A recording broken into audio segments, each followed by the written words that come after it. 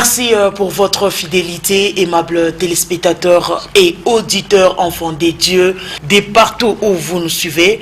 Shalom et surtout bonne fête à vous. Nous vous aimons. Laisse que la paix et la grandeur de Dieu soit votre partage. Aujourd'hui, je reçois un homme qui vient de très loin. Lui, c'est le pasteur Serge Abakouk. Il nous vient de très loin, de la province de Lualaba. Il a dit: pour l'amour de Dieu, vraiment, on doit partager ces thèmes avec tout le peuple de Dieu du Congo, de partout où vous nous suivez. Nous vous aimons. Alors, je reçois pour vous pasteur Serge Abakouk. Pasteur, bonsoir. Bonsoir, maman. Comment vous allez, papa? Nous allons bien par la grâce du Seigneur. Bienvenue chez nous dans notre province. Merci beaucoup, merci. Et surtout, d'être là. Oui, nous sommes dans la grâce à la province, à Congo, donc c'est-à-dire Magambozo qui est très bien. Amen. Comment se porte notre grande église, la compassion des dieux? Notre église, la compassion de Dieu, se porte à merveille. Oui. Tout évolue bien. Le Seigneur, ouais. De la province de Lualaba. Oui, le Seigneur est au contrôle, les choses avancent, et on ne se plaint pas. Et surtout, les visionnaires, c'est notre papa, pasteur David Mouzembe. Vous vous souvenez, l'autre fois, il avait parlé de la compassion des dieux. Alors, félicitations parce que vous avez un père modèle. Amen. Il craint Dieu. Je lui dis bonsoir de là où je suis. Il est fier de vous. Hein? C'est vrai, je suis fier de lui. Oui, moi aussi, je suis fier quand même. Hein, papa, je suis fier aussi de vous. Oui, vous savez, on dit toujours qu'il n'a pas de père, il manque de repères. Alors, nous avons un avantage d'avoir un modèle. Oui. Et on est obligé d'avoir déjà un chemin tout tracé et de marcher sur ces traces. Gloire à Dieu. C'est une joie pour nous. Oui, papa, on va parler aujourd'hui d'un grand thème qui dit aimer Dieu. Minapenda Mungu, mais pourquoi d'abord ce thème en ces temps? Aimer Dieu, c'est un grand message. C'est une révélation de la part du Seigneur. Nous vivons un temps où beaucoup de gens n'aiment pas Dieu. Ils aiment la main de Dieu, ils aiment les biens de Dieu, ils aiment la touche de Dieu, mais ils n'aiment pas le Dieu lui-même. Pasteur, ils n'aiment pas Dieu, mais ils aiment la touche de Dieu. Oui. La bénédiction de Dieu, tout ça. La guérison. La percée, tout ça, mais ils n'aiment pas Dieu lui-même. Et le Seigneur m'a enseigné que nous avons beaucoup de prostituées spirituelles qui ont besoin des avantages que Dieu donne, mais qui n'aiment pas le Dieu des avantages. Et c'est comme ça que nous allons devoir partager avec les enfants de Dieu ce soir autour de ces messages: aimer Dieu. Et j'invite l'église corps du Christ à aimer le Seigneur. Pas à aimer le bien de Dieu, mais à aimer le Seigneur. Et quand nous aimons Dieu, ces restes de choses-là seront des accessoires, seront des bénéfices que nous allons gagner juste parce que nous aimons. Vous savez, le bien de l'homme n'est pas dans sa poche, le bien de l'homme se trouve dans son cœur. Et quand vous avez le cœur de l'homme, automatiquement, tout ce que l'homme a, vous l'avez. Et j'ai compris pourquoi nous devons inviter le peuple de Dieu, inviter l'église, inviter les hommes de Dieu, inviter le révérend, inviter tout le monde à aimer Dieu. Et c'est le pourquoi de ma présence. Aimer Dieu, cet amour-là, c'est quoi? Ça signifie quoi? Je veux qu'on voyage un peu dans la Bible pour ne pas donner totalement notre pensée. Romains chapitre 8, le verset 28. Sans problème. Je vais inviter nos téléspectateurs à ouvrir leur Bible dans Romains chapitre 8, le verset 28. L'apôtre Paul dit quelque chose de très très important. D'abord, j'aime cette phrase. Le début de la phrase dit: nous savons. Nous qui? Ça veut dire que toi tu le sais, moi je le sais aussi. Il dit: nous savons. Je suis convaincu que la personne qui nous suit chez lui à la maison, il le sait aussi. Il le sait aussi. Ouais. Il dit: nous savons du reste. Quoi? Que toute chose concourt au bien de ceux qui aiment Dieu. Il ne dit pas toute chose concourt au bien des chrétiens. Il n'a pas dit ça. Lisez bien la Bible. Il ne dit pas toute chose concourt au bien de ceux qui jeûnent ou qui prient. Non, c'est pas ça. Nous avons des gens qui vont à la montagne jour et nuit, 14 jours, 40 jours, 70 jours. Et aujourd'hui, les églises pour tes côtés sont spécialistes dans les marathons de prières. 360 jours, 720 jours de prières. Est-ce que c'est mauvais, pasteur? C'est pas mauvais, c'est pas mauvais. Mais reste à savoir, est-ce que ces marathons-là, on le fait pour nous ou on le fait pour Dieu? Parce qu'en réalité, tout ce qu'on doit faire, on doit le faire pour Dieu. Et Dieu, c'est un capitaliste. Il fait des choses là où il y a son intérêt. Voilà pourquoi la Bible dit: tout concourt au bien de ceux qui aiment Dieu. La Bible ne dit pas tout concourt au bien de ceux qui prêchent. Non, parce que quelqu'un peut prêcher sans aimer Dieu. Quelqu'un peut prêcher parce qu'il sait parler, il a fait de bonnes études, il peut parler. La Bible ne dit pas tout concourt au bien de ceux qui sont en costume. Parce qu'aujourd'hui, j'ai quelque chose qui me fait mal. Les gens ont réduit l'évangile de costume. Alors qu'il y a des gens qui sont en costume tout le jour, ils n'ont même pas Dieu. Mais Dieu dit tout concourt au bien. Imaginez, au bien de ceux qui aiment Dieu. Ça veut dire que nous avons deux catégories de chrétiens qui vont à l'église mais qui n'aiment pas Dieu, et des chrétiens qui vont à l'église qui aiment Dieu. Et ici, l'apôtre Paul dit, nous savons. Ça veut dire que même ceux qui sont chez eux à la maison, ils le savent aussi que tout concourt au bien de ceux qui aiment Dieu. Ça veut dire quoi? Ça peut sembler comme une situation négative. Ça peut sembler comme une trahison. Ça peut sembler comme un poison. Mais quand tu aimes Dieu, Dieu est capable de transformer cette situation à ton avantage. Alléluia. Alors, je suis en train d'inviter quelqu'un au travers de cette émission. Merci pour l'invitation, maman. Merci beaucoup, papa. Dire à quelqu'un ce soir que l'avantage pour toi, c'est d'aimer Dieu. Quand tu aimes Dieu, tout va tourner en ta faveur. Ça peut sembler comme si c'est négatif, ça peut sembler comme si les choses ne marchent pas, mais la finalité, c'est que comme tu aimes Dieu, waouh, j'aime la fin. Les débuts ne m'intéressent pas, j'aime la fin. La fin d'une chose vaut mieux que son commencement. Ça veut dire que l'histoire peut paraître tragique. Quand tu regardes l'histoire de ta vie, tu es en train de pleurer. Tu te dis, je suis abandonné, personne ne me salue. Tu essaies ton téléphone, le téléphone est ouvert, mais personne ne t'appelle. Tu te poses la question, mais qu'est-ce que je fais? Quel mal j'ai rendu aux hommes pour qu'ils me rendent ceci? Non, parce que tu aimes Dieu. Cette situation-là, la finalité sera toujours à ton avantage. Et ça, c'est un avantage pour ceux qui aiment Dieu. Quand vous aimez Dieu, la fin est toujours à votre avantage. Mais comment on doit aimer ces dieux, les créateurs du ciel et de la terre, le Dieu qui nous aime, le Dieu qui nous a créés? Mais comment d'abord nous aimer Dieu? Est-ce que tu sais que nous sommes créés à l'image de Dieu? Oui. Et beaucoup de choses que nous avons, ça vient de Dieu. Des fois, les gens connaissent seulement les liens de famille, la sorcellerie et tout ça. Mais il y a beaucoup de choses qui sont en nous qui viennent de Dieu. La première chose, par exemple, la jalousie. Des fois, les femmes pensent qu'il n'y a que les femmes qui sont jalouses. Vous savez, une des spécialités des femmes, c'est la jalousie. Les femmes sont très jalouses. Je me rappelle d'une femme d'un pasteur quelque part. Son mari priait pour les sœurs à l'église. En priant, il a imposé sa main sur une sœur. Il a prié longtemps. Et maman pasteur est en train de calculer. Ah, tu as prié pour cette sœur-là longtemps. Tu as mis les 10 minutes. Et à la fin, c'était un sujet à débat. Alors, j'aimerais te dire que Dieu est jaloux plus que cette femme-là. Il est très, très jaloux. Dieu est jaloux. Et au-delà de la jalousie, Dieu aussi aime qu'il se sente que nous l'aimons. De la même manière que toi, tu sens quand on t'aime, tu sens la joie, tu commences à rire tout le temps, tu es dans la joie. La Bible dit, hommes, aimez vos femmes, n'est-ce pas? Mais ce que je t'ai dit, écoute, je vais prendre quelque chose dans la parole de Dieu pour que je te donne pas ma pensée. Deutéronome chapitre 6, le verset 5. Tu comprendras combien Dieu tient à l'amour. Beaucoup de choses que nous avons, ça ne vient pas de nous, ça vient de Dieu. Deutéronome 6, le verset 5, la Bible dit ceci, tu aimeras l'Éternel ton Dieu de tout ton cœur, de toute ton âme et de toute sa force. Et la chose ne s'arrête pas là. Il dit, et ces commandements que je te donne aujourd'hui seront dans ton cœur. Tu les inculqueras à tes enfants et tu en parleras quand tu seras dans ta maison, quand tu iras en voyage, quand tu te coucheras et quand tu te lèveras. Tu aimeras l'Éternel ton Dieu de tout ton cœur. Ça veut dire que pendant que l'Éternel est en train de donner le loi, pendant qu'il est en train d'établir les choses qui vont rester de génération en génération, il prend le temps d'imposer une loi qui dit tu aimeras l'Éternel ton Dieu. Ça veut dire que c'est quelque chose qui le tient à l'œil. Dieu se sent dans la joie quand il sent que nous l'aimons. Mais comment on peut posséder, comment on peut passer à cet amour-là envers Dieu? Il y a des procédures ou bien il y a de lois? Il n'y a pas de procédures, mais seulement il y a des preuves.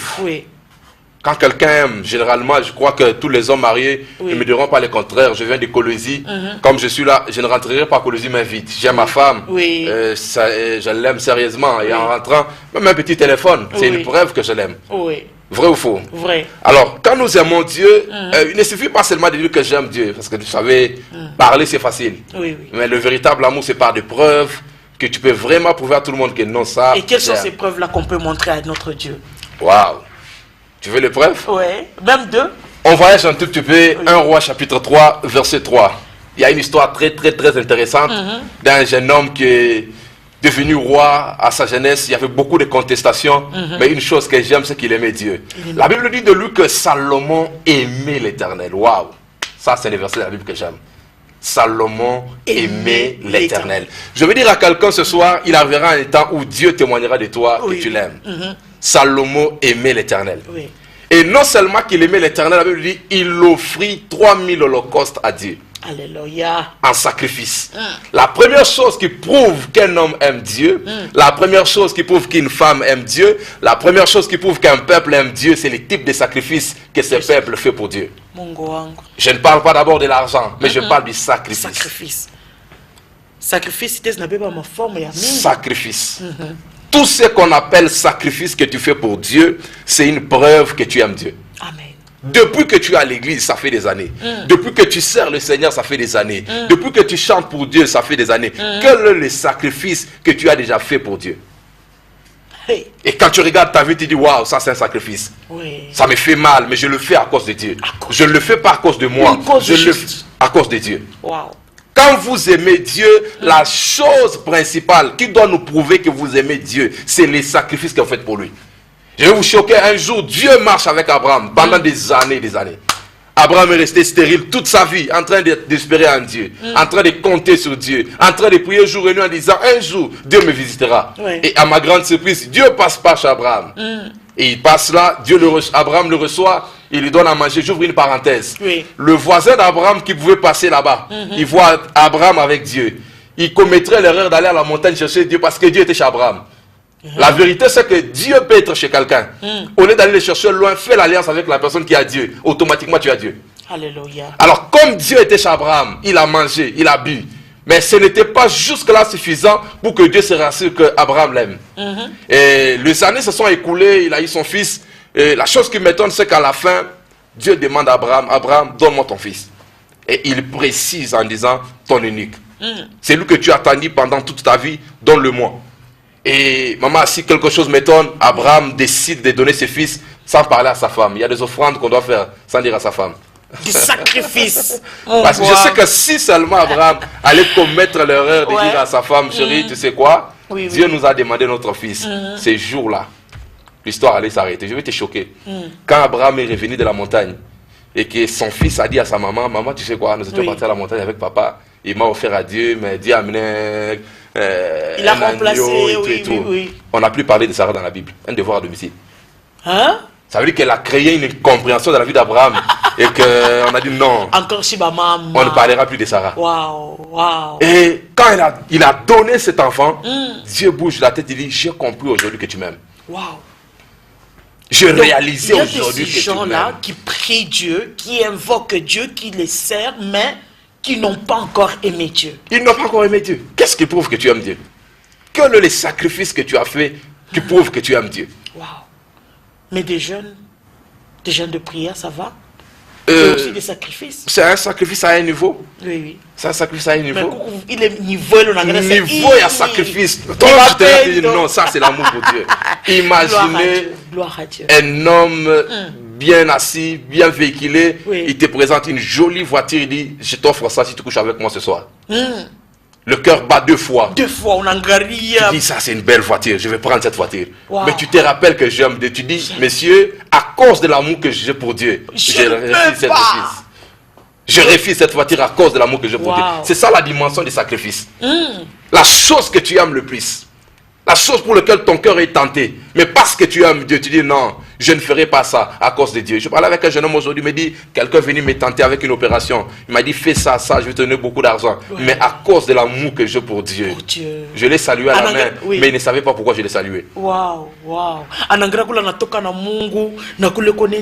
Les expériences qu'on a avec Dieu. Regarde, mais juste pour 5 minutes de plaisir. Pourquoi sacrifier ça? Et c'est une chose qui est rare aujourd'hui. Nous avons très peu de gens qui peuvent dire non. À gauche, il n'y a personne qui me voit. À droite, il n'y a personne qui me voit. Mais au ciel, il y a un Dieu que je ne peux pas trahir sa confiance. Et d'autres éléments, à part les sacrifices, il y a encore quoi? D'abord, les sacrifices, là, c'est un élément très important. Tu es pressé, maman? Non. Dieu. Je te parle de sacrifices. Je vous laisse parler. Je te parle de sacrifices. Mon frère et ma soeur, il y a un temps dans la vie où tu dois faire un sacrifice pour Dieu. Amen. Parce qu'en réalité, l'importance d'une offrande, ce n'est pas le montant, mais c'est le temps que tu fais cette offrande. Ça veut dire quoi, à un âge donné, par exemple, à 80 ans, à 50 ans, 60 ans, je suis fatigué, l'avenir est derrière. facilement je peux me dire, je crois maintenant en Dieu. Oui. Parce que je sais que je n'ai plus de choses à perdre. Mais je me dire aux jeunes, c'est maintenant là où les choses tournent pour toi. Yes. Tu as une belle carrière, tu as un bon emploi, tu as un bon salaire. Je te dis, je ne ferai pas tout ce que les autres jeunes font. Pas parce que je manque l'argent. Je dis toujours que la fidélité des hommes à Dieu, c'est quand ils ont l'argent. C'est pas quand ils n'ont pas. Quand tu n'as pas l'argent, tu sais, l'argent donne le jambe au boité, ça donne la beauté au lait, tu vois, et tout ça. Alors quand tu as déjà des moyens nécessaires pour faire quelque chose, mais tu te dis, je ne le ferai pas parce que j'aime Dieu. Parce que j'aime Dieu. Je vais me sacrifier parce que j'aime Dieu. Wow. Même si dans ma génération, les gens touchent au fétiche pour devenir quoi que ce soit, je ne le ferai pas parce que j'aime Dieu. C'est ce qui est arrivé à Daniel. Oui. On leur fait une offre d'or. Oui. On dit, Daniel, tu vas t'agenouiller devant cette statuette et ta vie va changer. Daniel regarde, il dit, ah ok, c'est une bonne proposition. Il dit, laissez-moi réfléchir. Oui. Et après sa réflexion, il dit, écoutez, je ne peux pas faire ça.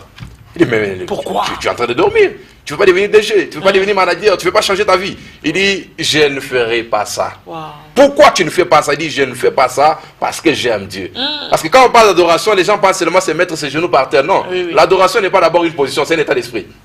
Bongo.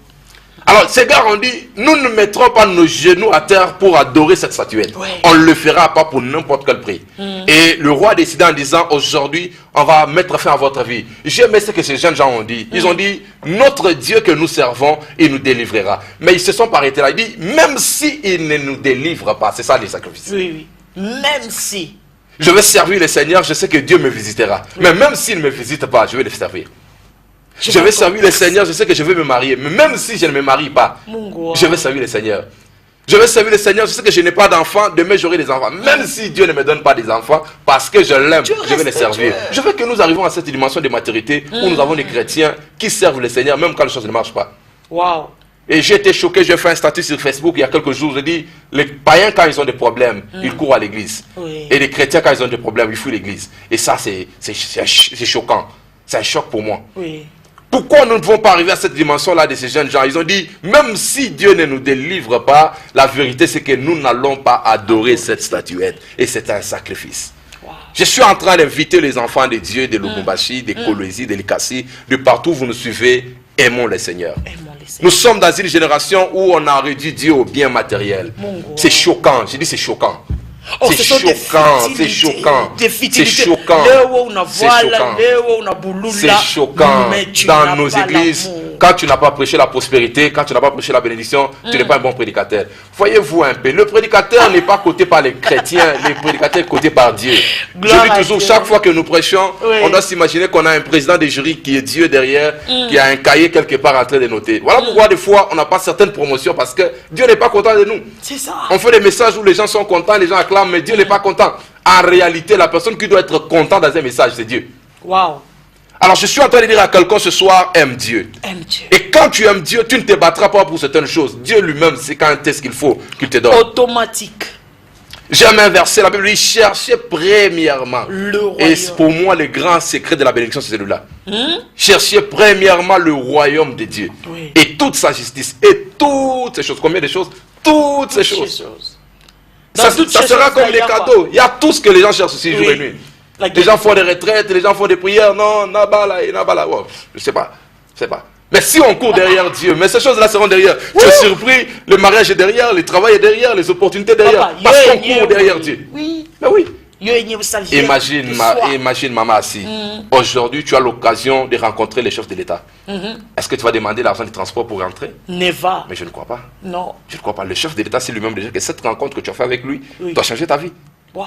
Et je dis aux gens toujours, ne vous battez pas pour les choses élémentaires, battons-nous pour les principales. J'ai eu la chance de visiter les villes minières dans ma vie. La chose que j'aime, c'est que tu peux croiser quelqu'un le matin pauvre. Mais le soir, il achète une nouvelle voiture. Pourquoi il a fait ça? Parce qu'il a rencontré une pierre précieuse. Oui. Alors que la pierre précieuse n'est pas la surface. Il faut travailler pour la foi. Et j'ai dit aux gens, travaillons pour rencontrer Dieu. C'est lui la pierre précieuse de notre vie. Et si nous l'aimons, nous travaillons pour lui, nous nous battons pour lui, Dieu lui-même sait pourvoir. Dieu lui-même va s'en occuper. Il va s'en occuper. Il va toujours frayer un chemin là où vous ne pensez même pas que le chemin peut être là. Aujourd'hui, les gens se battent pour des choses élémentaires, les gens se battent. Et les prophéties tournent autour des biens. Je vois une gloire dans ta vie. Non, on n'a même pas besoin de voir la gloire. La gloire est déjà là, c'est une promesse. Tout concourt au bien de ceux qui aiment Dieu. Un point trait, même si le prophète n'a pas bougé la tête. Vous savez, je pleure l'église de ma génération. Oui. Elle est constituée des enfants. Oh, pour que ça paraisse encore plus spirituel, il faut qu'on bouge la tête, Ah, je sens des choses. Tu sens quoi? Il dit, maman, si tu es une femme, pourquoi tu ne sais pas que tu es une femme? Imaginez maintenant. Alors quand quelqu'un doit bouger la tête, et quand il y a des bébés spirituels, où le prophète a dit, maman, qu'est-ce qu'il a dit? Je veux que l'église grandisse, que nous quittions l'étape des enfants. Quand nous sommes des enfants, on n'est pas différents des esclaves. Ça, c'est vrai. Et aujourd'hui, il y a des gens qui sont devenus des esclaves des prophètes, des esclaves des hommes de Dieu, des esclaves de ceci, parce qu'ils ne comprennent pas la pensée de Dieu. Tout concourt au bien de ceux qui aiment Dieu. Pas des gens qui aiment les prophéties, des gens Seigneur, qui aiment... Non, des gens qui aiment Dieu. Il y a comme l'homme. Non, il y a comme l'homme, on va pas oublier. Il y a quelqu'un qui dit ça, Seigneur, je t'aime, il vient d'une prostitution. Oui. Seigneur, je t'aime, il vient de scorer quelqu'un. C'est aberrant aujourd'hui dans les milieux chrétiens, il y a le poison qui circule. Oh là là.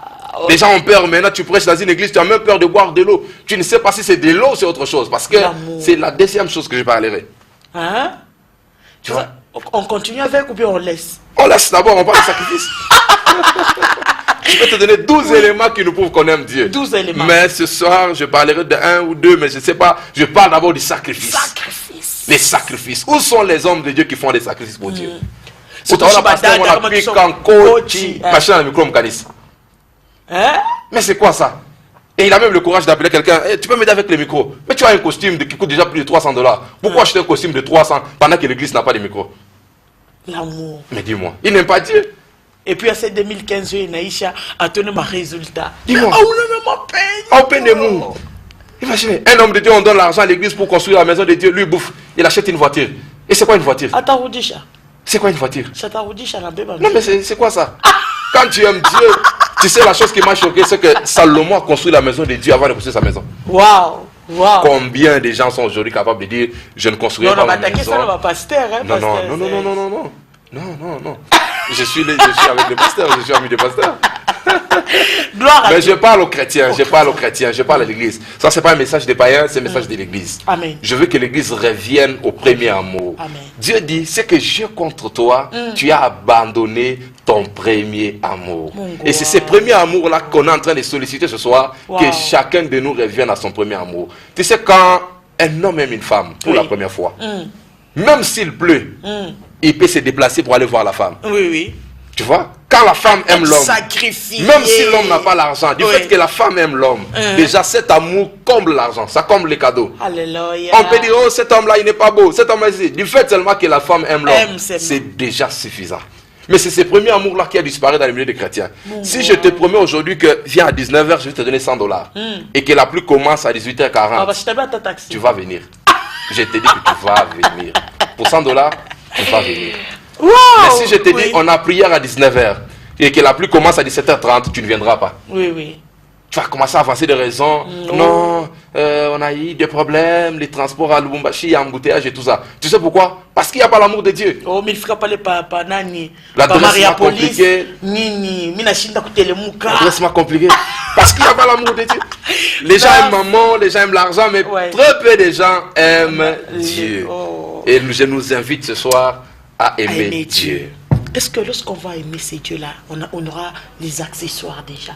Là, ça c'est automatique. Tout concourt bien. Tout ça veut dire quoi, maman? Tout ça veut dire quoi? Tout veut dire tout. Merci dans beaucoup. Tout, il y a tout. Merci beaucoup, papa. Vraiment, aimable téléspectateurs et auditeurs. Mon autre Kushikia, pasteur Serge Abakouk vient de parler sur l'amour. On doit aimer Dieu. N'est-ce pas, papa? Avant de conclure, on parle un peu du programme du 31-12. Ça sera chez nous dans la province du Lualaba. Ça va se passer comment? Comment est le programme? Waouh, ça sera une nuit des merveilles. Oui. Ça sera une soirée extraordinaire. Ça sera une et surtout, le thème, c'est la fécondité surnaturelle. Fécondité surnaturelle. Non, ça c'est secret. Tu payes ton billet, tu viens à la soirée, tu découvriras c'est quoi la fécondité surnaturelle. Non seulement les thèmes. Tu sais, une des grâces que Dieu nous a faites, on ne fait pas des choses par théorie, on fait des choses de manière pratique. Amen. Tout celui qui sera dans la soirée, je le dis à haute voix, que je fais une alliance avec Dieu pour que cette personne-là vive une fécondité surnaturelle. Donc, on a tué. C'est quoi la fécondité? Je ne sais pas, mais je le dirai le 31. C'est quoi la fécondité surnaturelle? Waouh, c'est 31. C'est 31 et comment est l'organisation? Parce que nous, maintenant, là, nous sommes à Kolwezi. Nous sommes à Kolwezi. Maintenant, quand on a fait Likasi, Kipushi, Lubumbashi. Les portes sont ouvertes pour tout le monde. Nous recevons des gens de partout, de Lubumbashi, de Likasi. Il y a déjà une grande équipe qui est mobilisée, Likasi, partout, qui veulent participer à la soirée. Ça sera une très bonne soirée. Ils vont juste s'enregistrer au numéro qui sera affiché au bas de l'écran. Le numéro, c'est combien? 099 099 221 221 88 88 88 88. Encore 099 221 88 88. Ça sera une très bonne soirée. On va adorer le Seigneur, on va célébrer et on prendra aussi un repas de famille, on prendra la Sainte Seine et tout ce qu'il faut pour que l'année commence dans la gloire du Seigneur et dégager la fécondité sur la vie du peuple qui sera là. L'adresse? Nous sommes au bâtiment Télécom à la Riposte. C'est pas vraiment compliqué. C'est croisement Nord Katanga et 6e avenue. Comme analyse à tout, Église La Compassion. Compassion Gospel Church. Donc c'est juste croisement 6e avenue et Nord Katanga. Donc c'est pas vraiment compliqué. Donc vous avez dit le numéro c'est 099 221 88 88. Oui. Pasteur, en conclusion, et donnez-nous le programme. Déjà nous serons en 2016. Comment va se passer les programmes? En conclusion, c'est que je n'ai donné qu'un seul point pour ce soir. La première chose qui va nous prouver que vous aimez Dieu, c'est les sacrifices que vous faites pour Dieu. Tu es chrétien, ça fait 10 ans. Tu es chrétien, ça fait 5 ans. Ça fait longtemps que tu es chrétien. Quel est le sacrifice que tu as déjà fait pour Dieu? Il y a des gens qui planifient. L'année prochaine, je vais me sanctifier. L'année prochaine, je vais faire ceci. Non, la bonne décision, on la prend maintenant. Aujourd'hui que tu as écouté cette émission, prends la décision de prouver à Dieu que tu l'aimes. Amen. Pas par des paroles, mais fais des choses toi-même, tu es convaincu. Non, ça, je ne l'ai pas fait parce que non, je l'ai fait parce que j'aime Dieu. Et je sais que Dieu aussi n'est pas injuste pour oublier ça. La Bible dit, c'est qu'un homme aura s'aimé, il le moissonnera. Quand toi tu sèmes l'amour envers Dieu, Dieu aussi va s'aimer l'amour dans ta vie. Et imagine que Dieu t'aime. Même si tout le monde contre toi et que Dieu t'aime. Façon ta bembele ça nigno le koto ko la riche. Dieu. Si je t'aime, la mimi pense papa je t'aime. Dieu. Créateur des cieux et de la terre, il devient ton ami, il t'aime. Mais il va te témoigner partout. Il a témoigné Job devant Satan. Waouh! Merci beaucoup, pasteur Serge Abakouk. C'est vrai, je salue mon apôtre David Mouzembe, toute la famille de la Compassion de Lubumbashi. Félicitations que vraiment Dieu parce que bénisse, je sens vraiment la parole. Gloire au Seigneur, que Dieu bénisse toute la famille. Je salue tous les hommes de Dieu de Lubumbashi avec qui on a des bons rapports. Je les honore, je les salue, je suis chez vous. Merci de prendre soin de moi. Mais bientôt là nous serons à Kolwezi. Oui, merci. Merci. Aimables téléspectateurs, nous sommes arrivés à la fin de notre émission.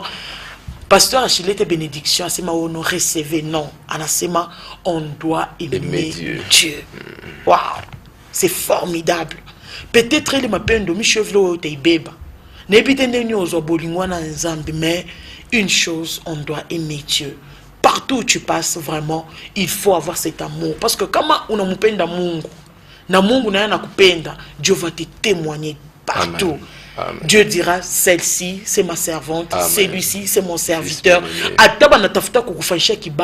Mais Dieu t'épargne parce qu'il t'aime. Waouh, c'est capital.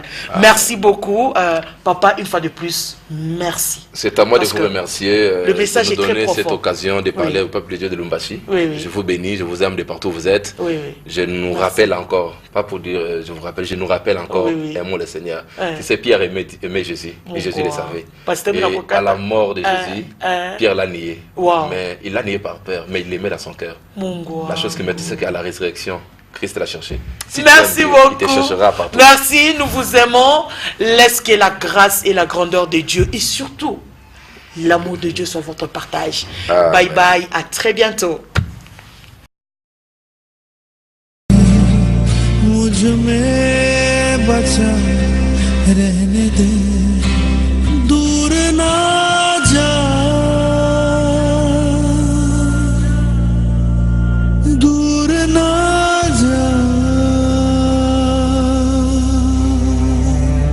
दूर ना जा